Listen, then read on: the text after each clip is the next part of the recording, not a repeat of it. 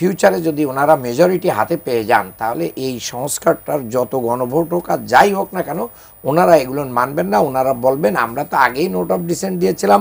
যে একদিনে যদি গণভোট হয় এবং নির্বাচন হয় তাহলে সেই সিদ্ধান্তে যদি পরিস্থিতি ঘোলাটে হয় তাহলে তার দায় সরকারকে নিতে হবে।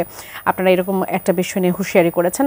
আপনাদের কেন মনে হচ্ছে যে গণভোট আর নির্বাচন একদিনে হলে সেটা আসলে ঘোলাটে পরিস্থিতি সৃষ্টি করবে? এটা ছোট করে বলি, বাংলাদেশে যে নির্বাচনই হোক না কেন, এটা যদি মনে করেন অন্য কোনো দলই নির্বাচন করে নাই, শুধু বিএনপি নির্বাচন হচ্ছে মনে করেন, হ্যাঁ, তাহলে বিএনপিরই যদি 5 জন প্রার্থী থাকে তাহলেও দেখবেন যে ওখানে খুনোখুনি হচ্ছে।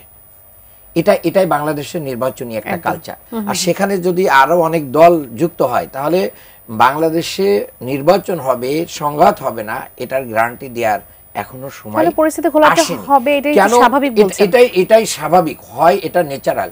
ইতিহাস তাই বলে। আমরা ইতিহাস থেকে বলছি, ইতিহাস থেকে পর্যালোচনা করে বলছি, যদি না হয় তাহলে এটা দেশ, জাতি এবং অন্তর্বর্তীকালীন সরকার সবার জন্যই কি মঙ্গলজনক হবে।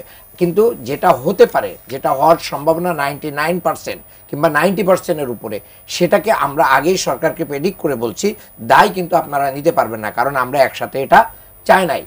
এই জায়গাটা আপনাদেরকে মানতে হবে।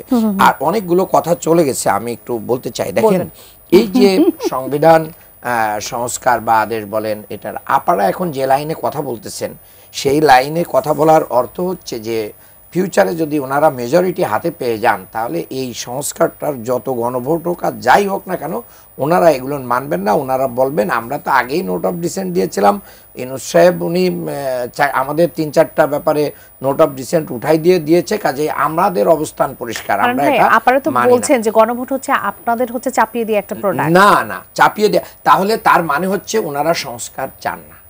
ওনারা সংস্কারের নামে একটা মানে মানুষকে কি করব, এখানে কি এই কোন শব্দ বলবো, একটু ভালো ভেবে চিন্তেই বলতে হবে। সংস্কারের নামে একটা সময় ক্ষেপণ করেছেন।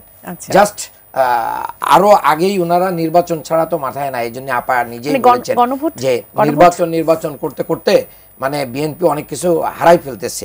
আসলে ইন্ডিয়াও নির্বাচন চাইতেছে, আওয়ামী লীগের আরাফাতও নির্বাচন চাইতেছে, ওয়াজিদ দোভালও নির্বাচন চাইতেছে। আলহামদুলিল্লাহ, যারা আমাদের ফ্যাসিস্টদেরকে মানে আশ্রয় প্রশ্রয় দাতা তারাও নির্বাচন চাই সংস্কারবিহীন, বিএনপিও সংস্কারবিহীন নির্বাচন চাই। আবার মানে আমাকে একটু সময় দিতে হবে আপা, একটু সময় দিবে।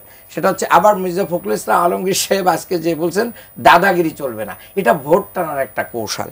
আরেকটা জিনিস আমি বলি, বাংলাদেশের জন্য যে একটা বড় জিনিস আসতেছে সেটা হচ্ছে কেয়ারটেকার সরকারের অবস্থা, সাংবিধানিক প্রতিষ্ঠানগুলোকে মানে সক্রিয় করা, এনবিআর, পিএসসি, ক্ষমতার ভারসাম্য, এরপরে সাংবিধানিক পরিষদ গঠন, এইগুলো কিন্তু আগামী দিনের মানে বাংলাদেশের যে তরুণ প্রজন্ম, আগামীর প্রজন্ম যারা, তারা কিন্তু এগুলো চায়।